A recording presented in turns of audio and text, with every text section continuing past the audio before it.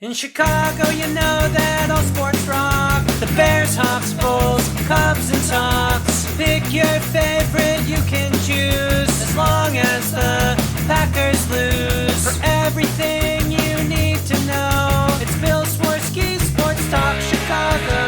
Bill Swerski Sports Talk Chicago. Hey everybody, welcome to another edition of Bill Swerski Sports Talk Chicago. This is your solo host, Alex. Our brave leader, Sean, is not here tonight. He is seeing his daughter perform at the Paramount Theater in Aurora, Billy Elliot the Musical. So she's performing tonight, and Sean is there to be her support. So we wish her all the best in her performance, and I'm sure they're going to put on one hell of a show. Sounds like she's really into it, so good luck, break a leg, figuratively, not literally. Please don't do that. But first, before we go any further, we would like to thank our sponsor, the Rockford Ice Hogs. If you're not familiar with the Rockford Ice Hogs, they are the AHL minor league affiliate of your Chicago Blackhawks. What does that mean for you? You'll get to see the stars of tomorrow today at family-friendly, affordable prices. Right in the middle of the season, Lukas Reichel is now down, so if you want to see him play with a bunch of the other Ice Hogs, head on over to icehogs.com, get yourself a hat, shirt, jersey, tickets, and more. Tell them Swerski Sports sent you. Okay, so we have a number of things to talk about when it comes to Chicago sports. We've had some news. We have baseball, spring training in full swing. Got some Bears to talk about, a little bit of Blackhawks. So we'll get all to it. Let's start with the Bears news. There was two notable roster moves that were made earlier this week, none of which come to a surprise. So it was announced that Eddie Jackson and Cody Whitehair have been released by the Bears. With these cuts, the Bears now are at roughly $68 million in cap space for 2024. And clearing them cleared up $21 million. So it's a lot of money coming off the books. And as I said before, both of these moves were predictable. We saw Cody Whitehair really struggle, and Eddie Jackson is, not the Eddie Jackson he was a few years ago. He's had some injury issues over the past few years and just hasn't been the same guy. And it's really easy to kind of be like, yeah, get him out of here, get rid of him. Yes, it was the right time to cut them. But I do think that Eddie Jackson and Cody Whitehair both deserve a good send off because these two guys were overall very good players throughout most of their Bears tenure, especially Eddie Jackson those first few years he was in the NFL. We saw how good he was when he was a Pro Bowler and All Pro in 2018, when he had 6 interceptions, 2 pick sixes, and was an AV of 13. And we saw how clutch those interceptions were. He picked off Aaron Rodgers to seal the NFC North victory in that clincher at Soldier Field in 2018. He also had that game-winning pick 6 against the Lions on Thanksgiving when he took it to the house on a Matt Stafford pass when they had Chase Daniel at quarterback. So the Bears were going into that game ahead of the NFC North, and Mitch Trubisky was hurt. They were just trying to survive with Chase Daniel, and that game-winning pick 6 pretty much just put them completely in the driver's seat. And not to mention that game at Soldier Field between the Vikings and the Bears that year, where it was a tight game. The Bears were leading. They were only up by a score. And then Eddie Jackson had that pick 6 against Kirk Cousins that all but sealed the deal. So if you look back at that season, Eddie Jackson had clutch picks against Aaron Rodgers, Matt Stafford, and Kirk Cousins, all of which led to an NFC North title. And even in 2019, when he didn't have the sexy interception numbers he had the year before, he had 6 in 2018, 2 in 2019, he was still a Pro Bowler and a very, very good secondary player. He was, a little differently played in Chuck Pagano's system versus Vic Fangio's system the year before, but he still played pretty well. And then things kind of started to fall off a little bit with him. But those first few years, he was really damn good, and he deserves a shout out. And Cody Whitehair, we've talked about Cody Whitehair a bit on this show in the past, and we knew for a while that his time as a Bear, despite what he was making money wise, it was clearly coming to an end. It just wasn't going as well with him on the field. But again, those first few years, he was a really nice offensive lineman. He was a Pro Bowler in 2018, like Eddie Jackson. And he was, I believe, the longest tenured Bear on the roster. And it was either him or maybe one of the long snapper. But now that Cody Whitehair and Eddie Jackson are gone, you're really kind of saying goodbye to that Ryan Pace era where they were competitive. It wasn't nearly as long. You didn't get a playoff win, but 2016, everything was starting from the bottom. 2017, you built up. 2018, you won the division. 2019, you went 500, missed the playoffs. 2020, you went 500, but you made the playoffs. So that 3-year stretch where they were overall competitive, again, I'm not saying we have to glorify it, but that was an era that we had, and that's pretty much gone now. I mean, you have a few guys left that Ryan Pace drafted, like Cole Kmet was drafted by Ryan Pace, and Tevin Jenkins was drafted by Ryan Pace. Ryan Pace brought in Cairo Santos, but yeah, a lot of those guys are all gone. I mean, that defense from 2018 that was so stout, Eddie Jackson was like the last guy from that. Kyle Fuller's long gone. Khalil Mack's long gone. Akeem Hicks is long gone. Prince Amukamara is long gone. It's that era is over. And we say goodbye to two of the notable remaining pieces of that era. Because you got to remember, Cole Kmet and Tevin Jenkins were brought in, towards the end of the Ryan Pace era. But, when they won that division title in 2018, Cody Whitehair and Eddie Jackson were two parts of that. So we definitely wish them well. They served their time here. They did some good things, but it definitely was time to move on. Cody Whitehair, he's 31 years old. And it's pretty old in the NFL. And Eddie Jackson, he is 30. So they're both 30 plus years old. And I think that it was more than obvious we had gotten the best out of them years ago. So they're moving on. And we know that the Bears are going to address center this offseason. And, you have options to go out there and find replacement for Eddie Jackson, whether that's free agency or you draft somebody. And Sean and I, as we go this offseason, we'll talk more about the options that are out there. But I mean, for this conversation right now, we just know that we're making a change and we know why we're making a change. So that was really the big Bears news in terms of the roster. Then, there's the just endless Caleb Williams, Justin Fields stuff. And I know people want to look at the Kevin Warren interview and, some of the stuff he said about Justin Fields. Look, right now, Justin Fields is still a member of the Bears, and you're not going to see the president of the team badmouth somebody or indicate there's going to be any sort of change in a public interview, whether they decide to move on from him or not. He's not going to show any cards or drop any hints of what the Bears are going to do in the draft. And I do think that at the end of the day, Ryan Poles makes this decision. And I think that Kevin Warren will back the answer no matter what. But that's in Ryan Poles' hands, and neither Poles or Kevin Warren, or anybody for that matter within that organization, are going to show their cards. Right now, Justin Fields is quarterback number 1 for the Bears. And he's going to be until otherwise shown. Whether that's drafting Caleb Williams first or trading Justin Fields, whatever. It's until that happens, Justin Fields is the quarterback, and you're not going to indicate that you're unhappy with him or that you're ready to move on.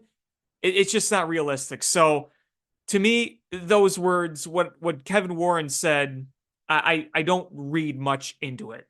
It's unrealistic to expect some sort of crypto message within an interview from the president of the team just after the Super Bowl ends.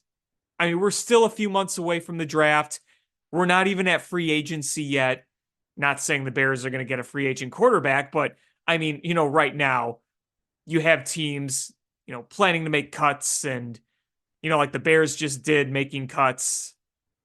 You're not signing any big free agents. You're not making any massive trades at the moment. So this is where we are. We're in that point where everything is just talk. The draft isn't here yet. We're waiting for free agency. We wait and see. And this Justin Fields, Caleb Williams stuff is going to be beaten to death. And we vowed not to keep bringing it up. But I just wanted to bring this conversation up, putting in the context of the Kevin Warren interview. And frankly, that's really all I got to say about the Bears right now. So we're going to move on from that. There's a big story in Chicago sports, and you kind of knew the timing of this announcement that it was going to garner an unpopular reaction. The Friday news dump, as they call it, to try to kind of put things under the rug. But let me tell you about the modern world is the social media age, the Friday news dump. Yeah, it's just not what it used to be. You try to dump news anytime, anywhere, guess what? It's going to garner attention. Whether it's good, bad, controversial. But this news leaked on Friday. And according to Cranes, it's revealed that White Sox owner Jerry Reinsdorf is seeking $1 billion worth in public money to fund the new White Sox stadium in the South Loop. And when that news broke, I think everybody in the state of Illinois was pretty much on the same page. Whether you're a White Sox fan, whether you're a Cubs fan. And that was basically get bent, Jerry. $1 billion worth of public funding. Now, Crane's Chicago Business, the headline says, Reinsdorf confident White Sox will get $1 billion subsidy for new South Loop Stadium. And I'm sure, you're trying to use your businessy talk and, no new taxes, as George Bush once said. But $1 billion worth in public money. That's a shit ton of money. And Jerry Reinsdorf is a billionaire. The same billionaire that has yet to give out a $100 million plus contract for a player on the White Sox. Andrew Benintendi and Yasmani Grandal are the biggest contracts in White Sox history. And they're one of the very few teams who have not given out a contract the size of $100 million or more. Few remain. The Royals just gave a massive, massive deal to Bobby Witt Jr., the tiny little Royals, who the White Sox want to be for some reason. Did you guys know that Mike Moustakas is now in White Sox camp? Is that like, it almost feels like they're doing this bit on purpose. Like, for years, people thought, oh, Mike Moustakas, he'll end up on the White Sox. And sure enough, here he is, years after his best production as an invitee to camp, non-roster invitee. Here's Mike Moustakas, another former Royal, brought in by Chris Getz, a former Royal. We can get into that stuff later, but this stadium, when we saw the renderings, they looked pretty nice. Even as a Cubs fan, I say, hey, That's a nice looking stadium. That's a nice looking little area you're going to build. There were two big questions. One, how are you going to fund this? Jerry, you going to pay for it? And two, parking, transportation. You're going to have to make some alterations to get that infrastructure in the right position to field fans to a game. It's easier than just putting up a stadium and putting a little ballpark village around it. There's infrastructure and logistics that go into all of this. But he's seeking $1 billion of public money. The same guy that conned the state into building guaranteed rate field. And I think guaranteed rate field now, I think it's a nice ballpark. The food is 10 times better than Wrigley. I will give it that. The food is far superior on the south side. And you know what? I like the concourses at guaranteed rate. I like the amenities they have. I kind of like the ramps that go to the upper deck, those upper ramp structures where you walk in and you kind of walk up. They're spacious, they're easy to navigate, and even the concourse in the upper deck is nice and spacious. Like, I think guaranteed rate field now is a pretty nice ballpark, and I enjoy going to it. I really do like the atmosphere of a Sox game, especially when you smell the grilled onions and the sausage. I mean, that's really good. And I know there are people who work there, who are very good at what they do in terms of, game day entertainment and just the function of the game day there.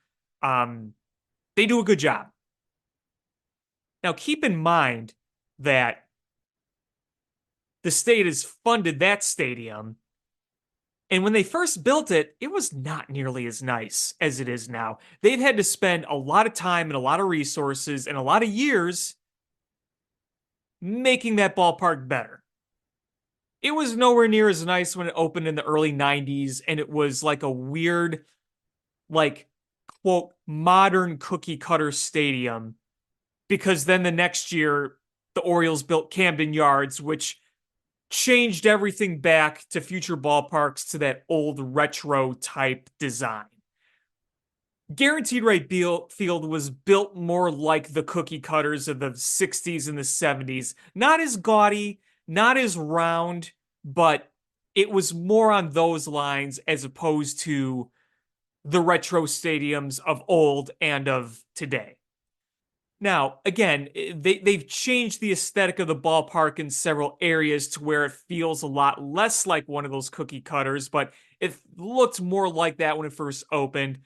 And, it was a silverish gray and baby blue aesthetic that just was not very appealing. And then you slowly added amenities and you slowly restructured the upper deck, and then you added in the green seats, which look much, much better than the baby blue seats. And you made it look better. You made it function better. You gave it more to give the fans. But Jerry Reinsdorf got his sweet deal once, and he's trying to get it again. And that is really rubbing a lot of people the wrong way. And I think that a lot of people can agree, hey, Jerry, you should be paying more for this. I mean, we all had this feeling that they were going to ask for public funding. But when that $1 billion headline showed up, yeah, that really got people going. So, yeah, the renderings look great. It would be cool to have that new stadium for the Sox. But, do we want all that money going towards it? Of public funding? And I know there are a lot of people that don't want the Sox to move from the rate. I think a lot of people still like going there. And again, I don't mind going there. Obviously for Southsiders who have lived in that area for generations, it's easy to get to. And even from the suburbs here, I mean, from the western burbs, I get on the Eisenhower, you take it to the Dan Ryan. It's really not that difficult. But look, I get the location itself, for a number of reasons, doesn't have that Wrigleyville appeal. I mean, Wrigleyville, you got bars and restaurants and entertainment. It's a fun district for people to do things. Jerry didn't want that. He built his ballpark next to where old Comiskey was, and it's in Bridgeport, blue collar Bridgeport. You don't have a Wrigleyville around it. You got parking lots for tailgaters. You have a few bars here or there, but it's not Wrigleyville. And I do think that in the modern age of sports, it's good, especially for big market teams, to have these sort of villages and neighborhoods dedicated to entertainment and the ballpark, like Wrigleyville, like Yawkey Way in Boston. And I mean, even look what like Green Bay's done with Lambeau Field. They've turned that into an entertainment district. And, you're seeing this climb more and more. And, you don't have that on the South Side, but the actual ballpark, I think now is fine. My really only complaint about the ballpark itself is I do still feel like the upper deck's a little too steep and a little too high above the action, but that's just me. I mean, everything else I think is fine. Though I know Sox fans are a little unhappy with some of their policies, like, oh, you have to have this level of ticket to access this area. I mean, that's just more obnoxiousness from ownership, and it's just another insult to the fans. But this was something that when it first came up, maybe it's been a month now. It's it kind of came out of nowhere, and it said serious talks about a new stadium, and I think a lot of people got excited. A lot of people got excited. And even for people who like guaranteed rate, you're thinking, okay, hey, here's a stadium with a city view closer to the city, maybe easier access for some people. And then, now you have this come up and you just wonder how this is going to transpire. And I don't know how this is going to transpire, but that's a big ask. A very big ask. And I know a lot of people aren't happy about it. And that's really all I gotta say about this current situation. Like, I roll my eyes towards Jerry, but I think that it's too bad that something potentially really cool for White Sox fans is, it turning into another, here's Jerry Reinsdorf again. But we'll see. We'll see. Because ongoing with this is the Bears and the Arlington Heights stuff. And they're clearly not getting the funding they want for a stadium in Arlington Heights. And there's questions on whether that's going to happen. Maybe it still will. I think a lot of people still believe it will. It just might take longer and they might have to pull more resources and there might be more negotiating and it's not going to be as easy as we thought. So, it's two teams, two major teams juggling this right now. I mean, the other teams aren't going anywhere. The Bulls and the Blackhawks will be in the United Center, for the foreseeable future, and the Cubs are never going to leave the corner of Clark and Addison. But you got the Bears and the White Sox in the middle of these stadium negotiations and, looking towards the future, and, well, we'll just see how it all plays out. But just on the topic of baseball, we will then head into some spring training talk as guys have reported to camp. Pitchers and catchers are there. Pitchers are working out. They're stretching. They're throwing. And some position players have reported to camp. They're getting their work in now. And Cody Bellinger is still a free agent. Matt Chapman is still a free agent. Jordan Montgomery is still a free agent. Blake Snell is still a free agent, among a few others. And just nothing on the Cody Bellinger front with the Cubs. Just nothing. What we do have is Shota Imanaga looking nasty in camp. We've heard guys like Justin Steele comment on it. We have Kyle Hendricks back, feeling good. And some Christopher Morel nuggets. We got Craig Counsell talking about how he is having Christopher Morel focus at third base. Because right now, there is no definitive third baseman.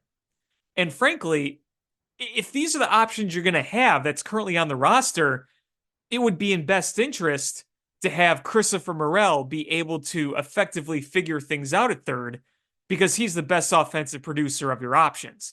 The question is, can he be a major league third baseman? That's what we're trying to find out. That's what Craig Counsell is trying to find out, what they're trying to work for. And, even Craig Counsell said, hey, we're going to see where it goes. So this isn't saying, hey, he's our number one third baseman going to opening day.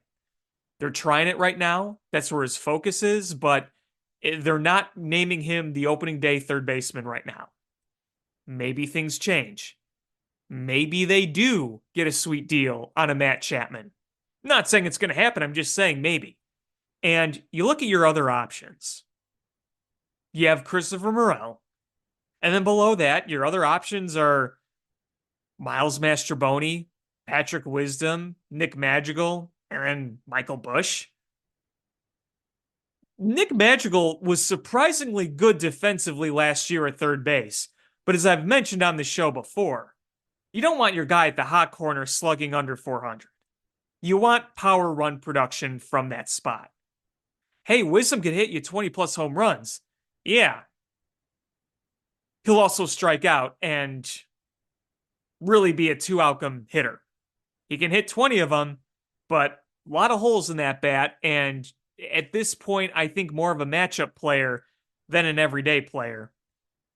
And Miles Mastrobuoni, he proved to be a good bench bat / defender last year in the second half when he wasn't playing every day, which was freaking ridiculous. But when he was being used as a 26th utility man, okay, yeah, I like him in that spot. That's fine. But again, he's not going to be your everyday third baseman. It shouldn't be your everyday third baseman. So, of all the options you have on the roster now, Christopher Morel would be your best bet in terms of the overall player and what he brings. But he's got to play that position effectively.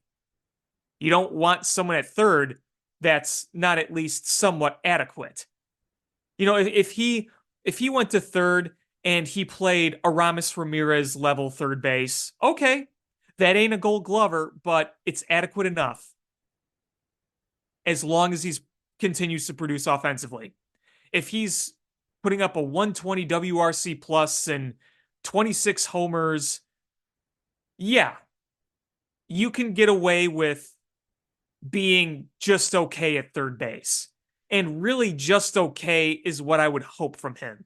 I'm in no way expecting him to be a positive DRS type third baseman, a Gold Glover, but you got to at least be somewhat adequate. And he hasn't shown that at that position yet. And I really like Christopher Morel. I really want him on the team, but your hot corner, you can't treat the hot corner like you would left field. Plenty of teams can put out a subpar fielding left fielder as long as they hit and produce. The Cubs did it with Kyle Schwarber. There are not a lot of staunch left fielders out there. I mean, Ian Happ's a very good defensive left fielder. He's a back-to-back Gold Glove winner. He had all those assists last year. But, point being is if you're looking at the outfield, it's really in your best interest to have the best defender in center field if you're not going to have an all-out good outfield defense. So you can get away with things having a meh left fielder more than an infielder. But if you have a third baseman that's adequate enough, then okay. You need to be adequate, not terrible. So we'll see how that unfolds.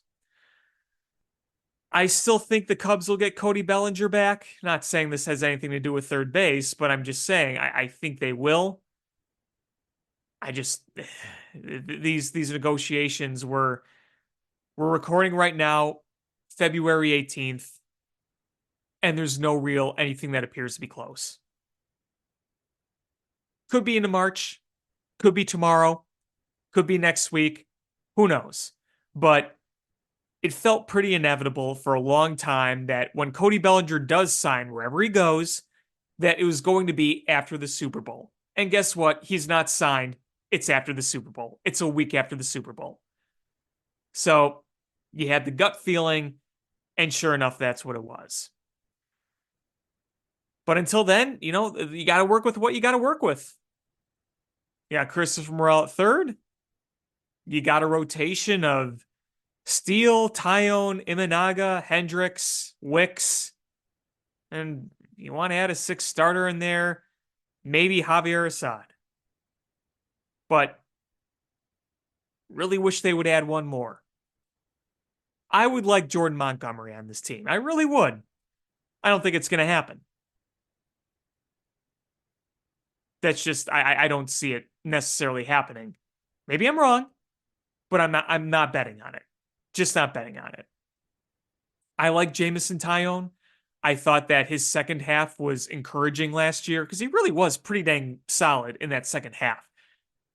But man, I don't want him to be your second day starter come opening day. On a good team, if you take Tyone's best and you put him on a good team, that should be your four. He could be a really good four on a contending team. Like a Jason Hamill, a good, solid veteran, as long as he's pitching like he did in the second half, not like the first half where things were just awful. Again, this is all assuming that Tyone bounces back. And I feel solid that he will. I mean, if he started 29, 30 games and gave you like a 4.05 ERA and like a 3.90 FIP, okay, I could take that in a vacuum. You just would hope that your number two starter at some point would be more than that. And I mean, right now it's kind of shaping up what it's going to be. Because Imanaga's probably going to be your three. Kyle Hendricks is probably going to be your 4 or 5 at this point. And Justin Steele is going to be your number 1. And I mean, I just don't think it's good enough yet as a whole. Just like the roster. I don't think it's a terrible roster, but I don't think it's good enough. I think you're just right. If you look at the roster right now, you're kind of just in that feeling of between 77 and 82 wins. And if all goes right, that could get you into the postseason. But things got, you got to assume health. You got to assume everyone's playing at the top of their game. And you also got to hope that some of these prospects that the Cubs and I think some people are putting a lot of stock in, you hope that that works. I sure as hell hope that Pete Crow Armstrong takes that step forward. I mean, no matter what, I think Pete Crow Armstrong is going to be an elite center fielder. He's a freak out there. Just how's his back going to come around? I'm not saying it's not going to. I'm not calling him a bust or anything, but that's something that still has to be figured out at the major league level. That's part of development. And we see plenty of guys succeed, and we see plenty of guys that don't. And you don't truly know until you really see it. Is Alexander Canario going to be part of the equation? How is Jordan Wicks going to do in his first full year as a big leaguer? Is there going to be a point where Owen Casey DHs later in the year? Is he going to get to that level of readiness? How is Matt Shaw going to progress? Maybe he doesn't have as much of an impact in 2024, but Matt Shaw is going to be one of those guys that you're really keeping an eye out for. And how's this Michael Busch kid going to do? They seem to be really high on this kid. And I hope he turns out. But man, they're putting a lot of stock in him right now. A lot of stock. And look, maybe if they make some moves, things will change a little bit. But as of right now, there's a lot of stock being put into this guy.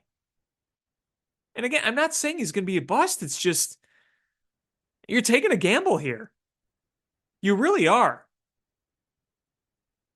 I'm hoping that he hits the crap out of the ball on a regular basis. And maybe he does strike out a lot and he's not going to hit more than 240, but got a 30-plus home run bopper.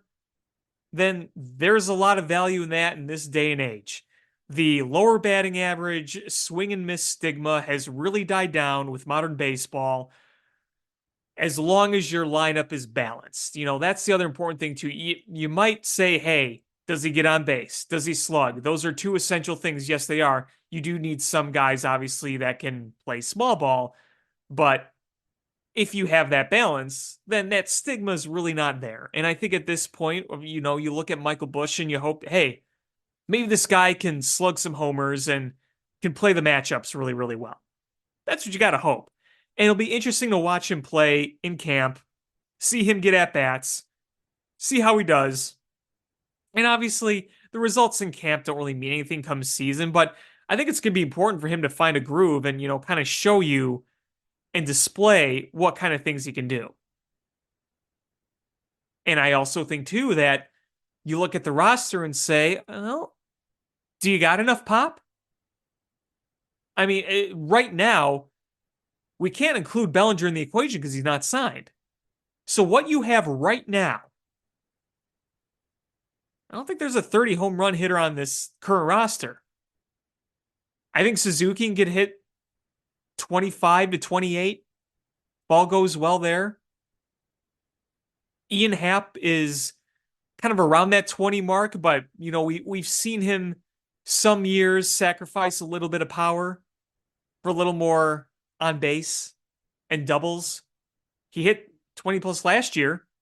So I don't think it's out of the realm for him to hit 20. Obviously, he's done it several times before, but I certainly wouldn't expect 30. Michael Busch, who knows?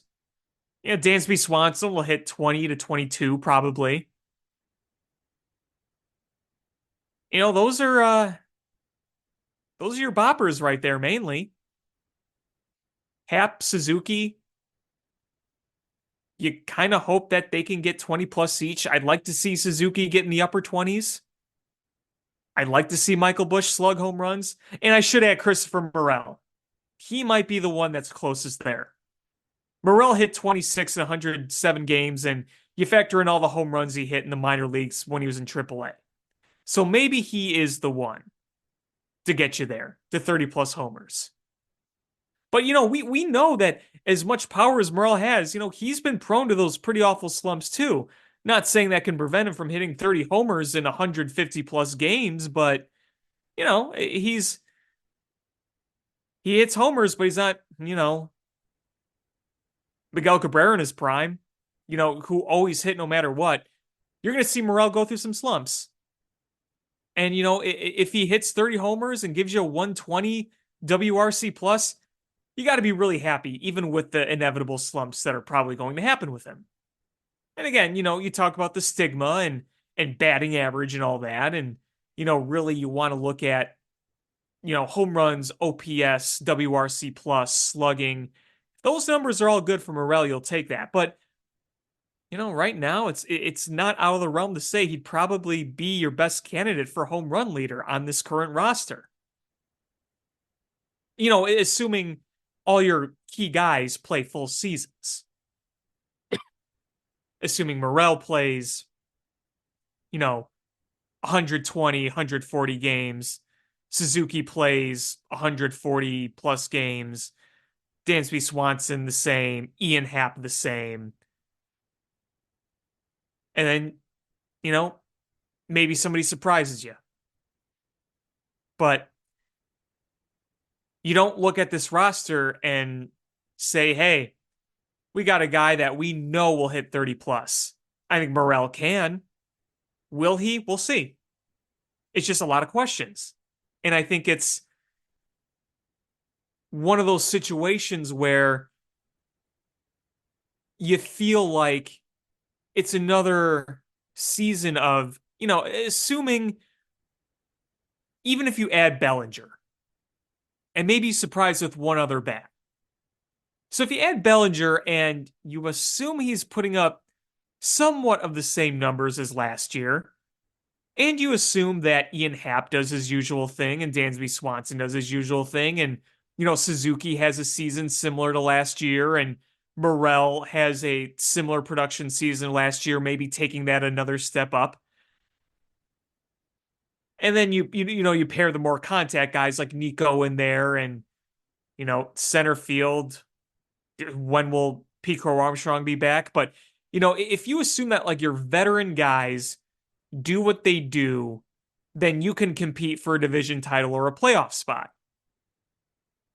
It's just you don't have that one guy, that superstar commodity that can really kind of bring it together. And I think that's the one thing the Cubs are missing. And if you do bring Bellinger back and he continues on what he did from the year before, then yeah, you got a really darn good player who's been an MVP, who's been an all-star, helping anchor that offense. But look, you don't have a Bryce Harper. You don't have a Shohei Ohtani. You don't have a Mike Trout. You don't have a Ronald Acuna Jr. You don't have a Pete Alonso.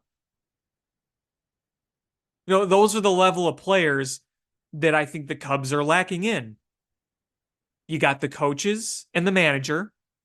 You got the depth. You got plenty of roster depth, and some of it might be a little too much considering a lot of that roster depth might be hodgepodged into what's the primary solution of a position that you would more ideally hope would be manned by a more star type everyday player. But you have the depth. You seem to have the farm system. A lot of outlets are high on this farm system. You got those elements there. It's just that superstar type guy is missing. An MVP 2016 Chris Bryant type, the type of Anthony Rizzo production you got from him all those years, the Javier Baez in his peak. It just right now, I don't see that level of stardom on this team. You have a lot of good and very good. Ian Happ's a good player. Dansby Swanson's a good / very good shortstop. Nico Horner's a good second baseman, really good fielder, and while not a power producer, a solid hitter. Can hit you 280, 290, shoot the ball the other way. He's not like an Ozzie Albies. And I think Suzuki is a very good producing right fielder. The arm is good, the glove is good player. Did you say a lot about these guys? You just want that star. Could PCA develop into that star? Maybe he can. Could somebody else from the farm system develop into that star? Maybe they can. You just don't know for sure right now. You don't have the bona fide proven guy. You don't have 2016 Chris Bryant. That's for sure. Maybe somebody will emerge. And, that's kind of the thing, too, with this farm system. Definitely feels deeper than the Theo rebuild. But the Theo rebuild, the primary guys that they built up, I mean, they are top line prospects. Chris Bryant was the gem, not only in the Cubs organization, but in all of baseball. The Cubs have a number of top prospects in a lot of rankings, top 100, that is, but you don't have that Chris Bryant level, or, to use today's example, a Jackson Holliday, who is like the bona fide number one guy, or even a top 5 guy. Prospects can climb and advance. It happens all the time. It's always changing. I'm not saying it can't happen. I'm just saying that's where we are right now. And all we can do is wait and see how this all turns out. Because I think there's a lot of questions, but we'll see.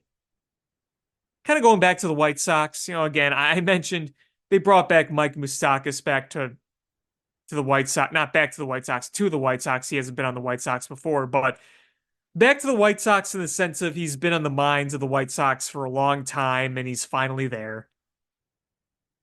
And, just going into camp, you hear Pedro Gaffal talking about how he wants more from Tony La Russa. It's like, goodness gracious, just stop. Just stop. I don't see Pedro Gaffal being an effective leader of men in a clubhouse. Didn't show me last year, that's for sure. I still can't believe that a team with the talent the White Sox have on paper lost 100 games. I mean, if they went into last year and won like 79 games, 76 to 79, kind of in that range, yeah, okay, I'd be like, listen, yeah, you got some talent, as did the mid-2010s White Sox, but, your depth and your execution just wasn't there. But losing 100 games with that talent pool, that's still mind-boggling to me. And I think leadership and culture was a huge issue. And, maybe some of these moves Chris Getz is making will help improve that. But do they have that strong manager to lead? I don't feel it. Pedro Caval could be a very smart baseball man. He's been in the game a while, so clearly he's been doing something right. But he's been in the game, and nobody's really interested in bringing him in as a manager. You could be a good coach and a good member of an organization and not be a good coach. We say it all the time, whether it's baseball or the NFL. A lot of great coordinators out there doesn't mean they make a great head coach. A lot of good baseball coaches out there doesn't necessarily mean they make a great manager. And maybe a decent example to use could be Ricky Renteria. I think that guy is a really good coach and a really good guy for bringing up a team that's building up. He did some good things on the north side in their rebuild. He did some good things on the south side in his rebuild. But he just might not be a great manager. Now, he didn't really get much of a chance with the Cubs. He had 1 year, and they said, oh, hey, Joe Maddon's available. Take a hike, Ricky. And then Ricky became the manager of the White Sox for a number of years. And, you could see that I think the team played for Ricky. They were energetic. I think Ricky had a good culture with him, brings good culture, but the technicality on the mound, not on the mound, but in the dugout, and when he goes to the mound and makes pitching changes, whether they're the decisions or how he creates lineups, that's been a bit more questionable, especially with those Rick Renteria lineups the White Sox had when they were finally trying to win. But he's a really good coach, and I think a really good guy to have around an organization. And maybe Pedro Grifol provides some value in being a coach or presence, but man, I just don't see it as a manager. I think he kisses up too much to the higher ups, the way he kissed up to Tony La Russa, and just doesn't have that control over a locker room and culture like the way he envisioned. I don't know. I don't know. He didn't inspire much confidence in me as a manager last year. Just as a more neutral observer, as a non-Sox fan, that's kind of what I picked up, and uh, yeah, I don't know. But those are the thoughts I really had on baseball. Let's move on to a little bit of hockey. Connor Bedard's back. He's back, and he's already scoring points and scoring goals. I was at the game against the Pittsburgh Penguins the other night, Thursday night, when he came back. When they announced he was coming back in the afternoon, I jumped on a ticket and I went to the game. They were down within 15 seconds and they lost 4-1. Bedard definitely looked rusty in that first period, but started to pick things up, recorded an assist on the one Blackhawks goal.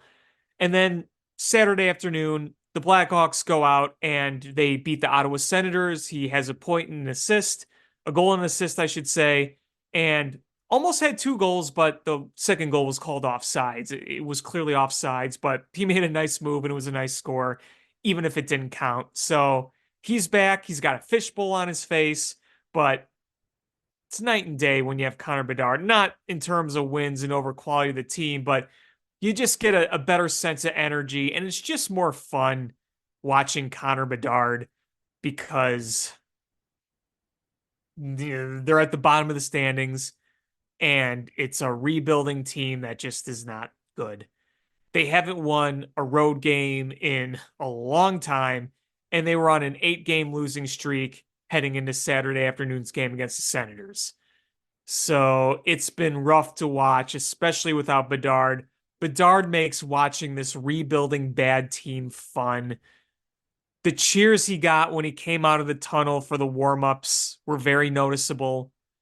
When he scored the goal in the game against the Senators, you could hear a particularly loud roar over the broadcast and the way they really cheered him when he was number one star of the game that night. So at least we get to watch Connor Bedard while this team will continue to not win very many games the rest of the year. Also, as I mentioned at the beginning of the show, Lukas Reichel's been sent down. It's been really disappointing. I thought Reichel was going to take a really nice step this year, and we're just not seeing the results. So he's back in Rockford. He'll be wearing an Ice Hog sweater for the time being. I don't know if there's something they can unlock down there, if it will kind of be a kick in the pants, whatever, but you just got to hope that some good will come out of this demotion. And I feel like a lot of us saw this coming and not surprised by it. Really not surprised. The results have just not been there.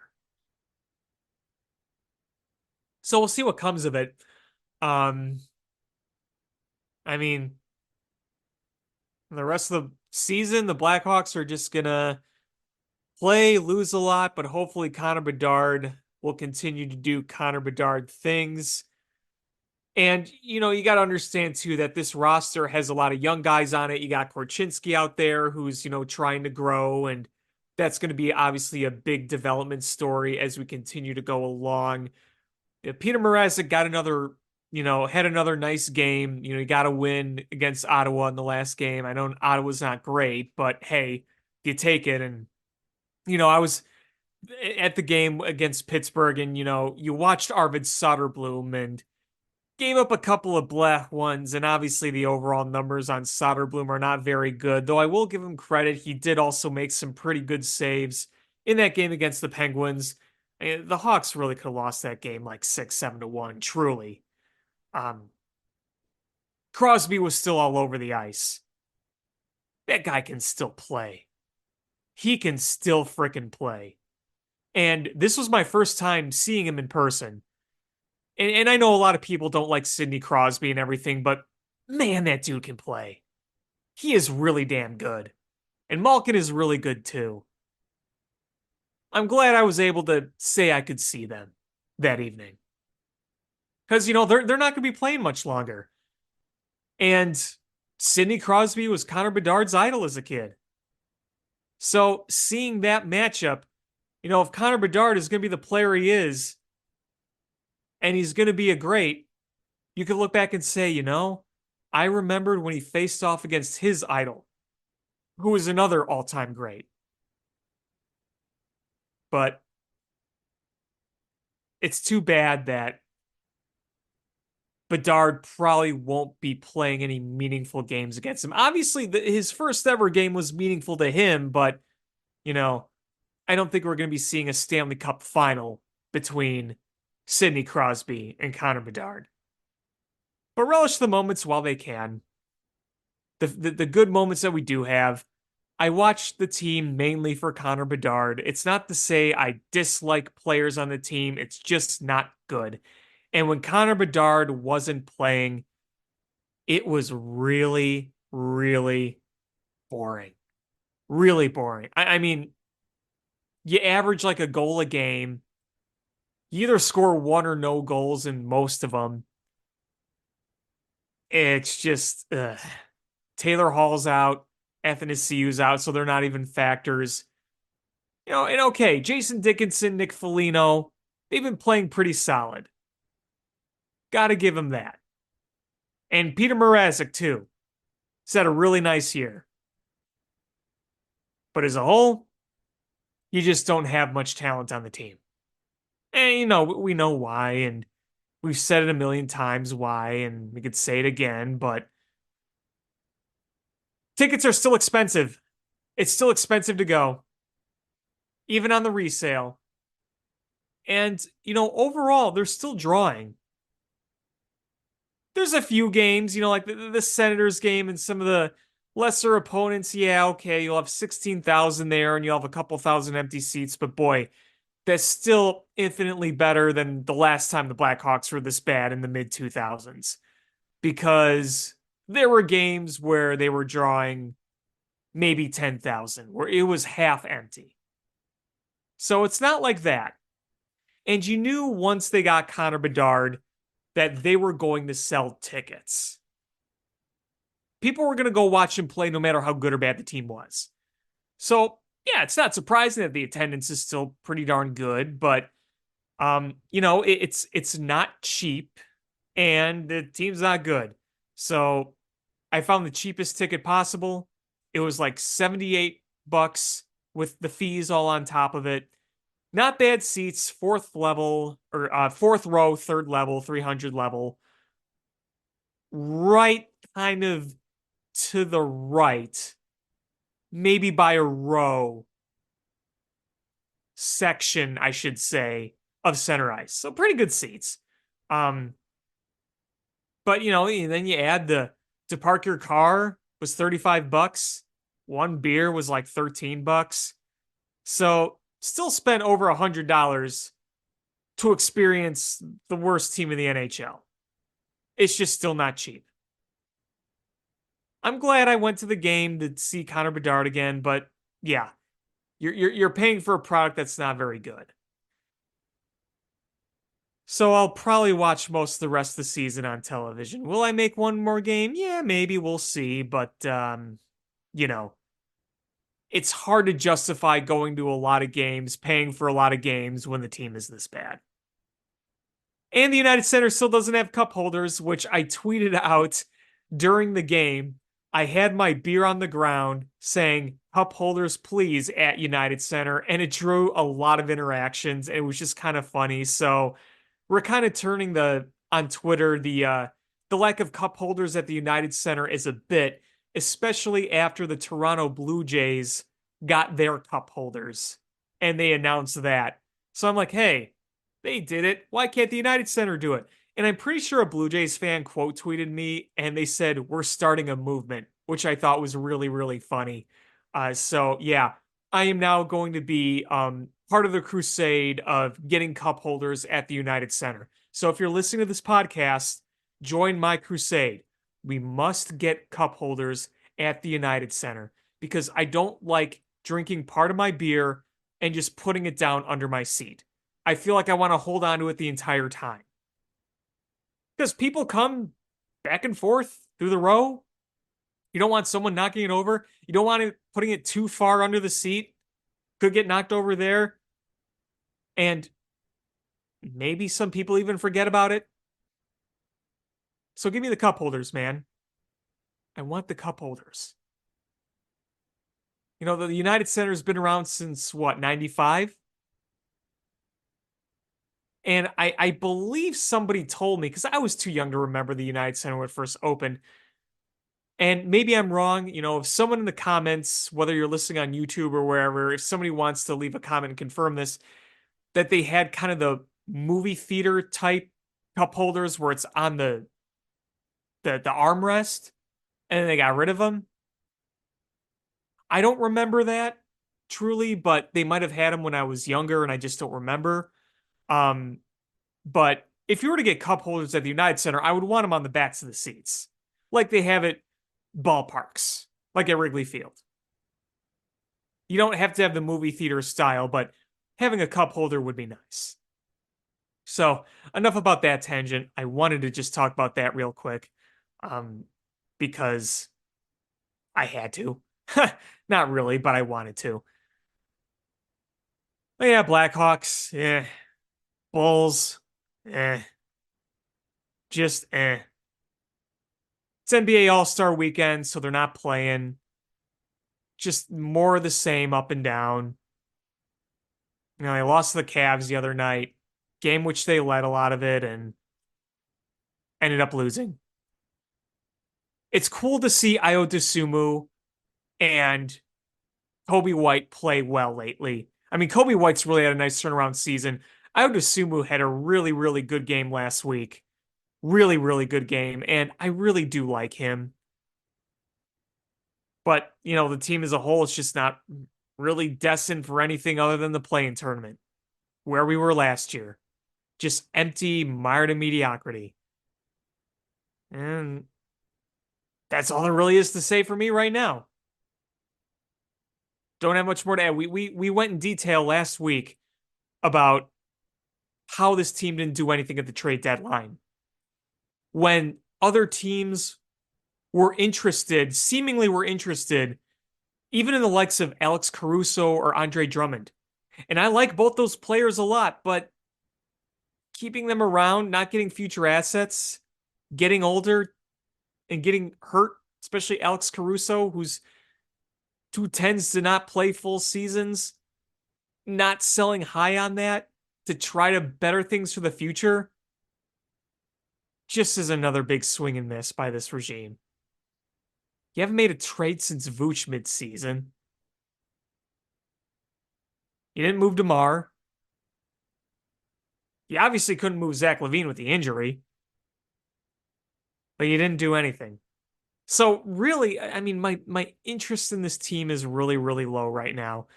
And I can't say I'm going to be spending a lot of time watching this team for the rest of the season because I'm just not interested. I want to watch Kobe White. If this team was actually saying, "Hey, we could get into the playoffs and maybe make some noise," hell yeah, I'd watch. And I would love every minute of Kobe White's resurgence, and I still do.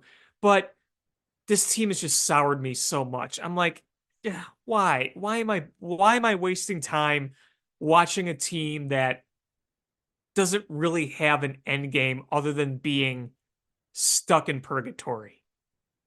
And okay, if they make the play-in tournament, yeah, I'll watch the play-in tournament. And if they somehow get past that, will I watch them get slaughtered by Boston or Milwaukee in the first round? Yeah, probably. But the rest of this regular season, it's kind of background noise for me at this point. At least with the Blackhawks, like I said, I like to watch Connor Bedard when he plays. And then, spring training will be here. We'll get to watch some baseball. All the Cubs games will be on television. I'll get to watch some meaningless spring training baseball that I oh so enjoy. But man, just the Bulls have just, ugh, it sucks. It sucks that I'm at an all-time level of apathy with that team, but I just am. I just am. It's hard to be overly emotionally invested in this team. I just, why should I? Now, I watch the Bears religiously, no matter how angry and disgusted they make me. The Bears disgust me to no end. They are vile. Vile. They make me sick, but I still watch. I mean, you play 17 games a year and the NFL is the NFL. And even though my hope for the Bears has just been really like I've been broken as a Bears fan, but in the NFL, it's like, things change all the time in the NFL and, you're able to go from worst to first, first to worst, and you get some things go your way. You have a schedule layout that's different every year. You can get out of NFL purgatory, even if it's not necessarily easy, but you can get out of it. In NBA purgatory, like where the Bulls are in, how the hell do you get out of this? You could have helped get out of it by trading some of your assets for future assets, but you didn't. You didn't. DeMar gonna walk for nothing? Or are you gonna extend him too? Like Vooch, an aging player that is going on the downslope. We saw DeMar's peak. I love DeMar DeRozan, good player, but he's getting up there. You're really going to just keep running back a core that's getting older and older that at this point doesn't have really a higher ceiling than a play-in tournament? You're probably not getting a good, if you get in the play-in tournament, especially, you're not getting a good draft pick. And even if you just miss the play-in tournament, the odds of you getting a great draft pick aren't good at all. And I'm not an expert on the matter, but I don't think this draft class is overly shiny. You're not tanking for Wembanyama. That's for sure. And even if Wemby was available, your chances of getting him are microscopic. If there was one available. What I'm saying is your chances, if there was a Wembanyama and he was obviously going to be the first overall pick, if this was this year, not last year, even if you did get a lottery pick by not making the playoffs or any of that, chances of getting that are minuscule. But you're not going to get a good draft pick. The odds are saying you're not going to get a good draft pick because I do feel like this team will be in the play-in tournament. You look at the teams they're battling and it's like, okay, the Hawks are not very good. Some of these other teams around them are not very good. The Nets aren't very good. Detroit's obviously not good. They're at the bottom. You're not really worried about them, obviously, making the play-in tournament. You're more worried about other teams around you. But as mediocre as the Bulls are, it's easy for me to say, yeah, they'll be in the play-in tournament.